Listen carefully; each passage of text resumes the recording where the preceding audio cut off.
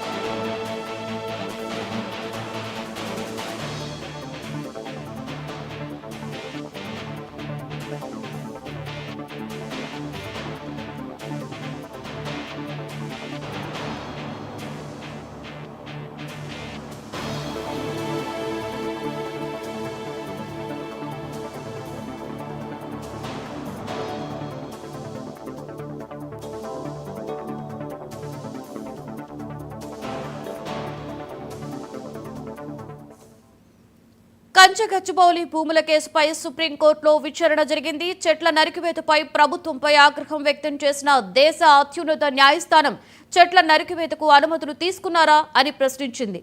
చెట్ల నరికివేతపై సమర్థించుకోవద్దన్న supreme CS ను కాపాడుకోవాలని చూస్తున్నారా అని ప్రభుత్వాన్ని ప్రశ్నించింది. పర్యావరణం రక్షించడం మన బాధ్యత అన్న న్యాయస్థానం చెట్ల జోలికి వెళ్లొద్దని తెలిపింది. తదుపరి విచారణను మే 15కు వాయిదా వేసింది.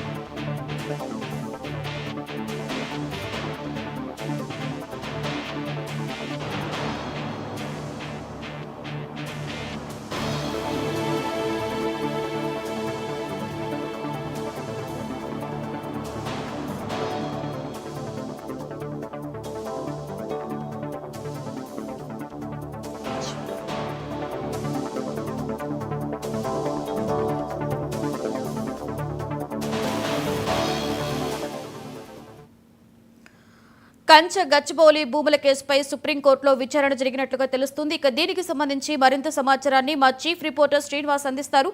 శ్రీనివాస్, చెప్పండి, ప్రభుత్వంపై సీరియస్ అయినట్లుగా సుప్రీంకోర్టు మనకి తాజా సమాచారం తెలుస్తుంది. పూర్తి సమాచారం ఏంటి శ్రీనివాస్? Thank you Lakshmi. సుప్రీంకోర్టులో ఉన్నటువంటి ఎస్యు భూముల వ్యవహారంలో రాష్ట్ర ప్రభుత్వానికి చుక్కెదురైనట్లు తెలుస్తా ఉంది. అక్కడ రాష్ట్ర ప్రభుత్వము తన కౌంటర్ అఫిడవిట్ లో అక్కడ చెట్లు లేవు, అడవులు లేవు, అది జంతువులు లేవు, చెట్లు లేవు అని చెప్పడం అనేది ఉందో ఆ విషయాన్ని విచారించినటువంటి సర్వోన్నత న్యాయస్థానం సుప్రీంకోర్టు ఈ ప్రభుత్వ వాదన పట్ల ఆగ్రహం వ్యక్తం చేసినట్టు తెలుస్తా ఉంది. స్వచ్ఛంద సంస్థలు ఏవైతే వట ఫౌండేషన్ ఉందో, తర్వాత ఇతర స్వచ్ఛంద సంస్థలు సుప్రీంకోర్టుకు విన్నవించినటువంటి ఆ విషయాలను ప్రభుత్వ వాదనతో బేరీజు వేసి పోల్చి చూసుకున్నట్లయితే ఆ స్వచ్ఛంద సంస్థలు పౌర సమాజం ఏమో అక్కడ అడవి ఉంది, అటవీ లక్షణాలు ఉన్నాయి అంటూ చెప్పడము, దాంతో పాటు బీఆర్ఎస్ బీజేపీ పార్టీలు కూడా అక్కడ ఏదైతే వాల్టా చట్టం ఉందో వాల్టా చట్టం ప్రకారము భూమి సొంతమైనప్పటికీ, భూమి యాజమాన్య హక్కులు ఉన్నప్పటికీ అందులో చెట్లు పెరిగితే గనక ఆ చెట్లు నరికివేయడానికి కూడా అనుమతి తీసుకోవాల్సి ఉంటుందన్న నిబంధనను కూడా ప్రభుత్వం పాటించలేదు అని కోర్టు దృష్టికి తేవడం జరిగింది. ఈ ప్రతిపక్షాలు పౌర సమాజం వాదనను విన్నటువంటి సుప్రీంకోర్టు ఆ విషయాన్ని ప్రభుత్వం న్యాయవాదులను కూడా ప్రశ్నించినట్టు తెలుస్తా ఉంది. ఆ చెట్లు నరకడానికి అనుమతి ఉన్నదా మీకు? ఈ అనుమతి లేకుండా జరిగినటువంటి వ్యవహారం పట్ల బాధ్యులు చీఫ్ సెక్రటరీ కావాల్సి ఉంటుంది. మరి సిఎస్ పైన చర్య తీసుకోవాల్సి ఉంటుంది. కానీ సిఎస్ ను కాపాడేందుకు రాష్ట్ర ప్రభుత్వం ప్రయత్నం చేస్తుంది అనే విధంగా కూడా వ్యాఖ్యలు చేసినట్లు సుప్రీంకోర్టు జడ్జి ఆగ్రహం వ్యక్తం చేసినట్లు మనకు తెలుస్తా ఉంది. మొత్తం మీద చూసుకున్నట్లయితే మొదటి నుంచి కూడా హెచ్సియు భూములలో ప్రభుత్వం వాదన ఒకటేగా ఉంది.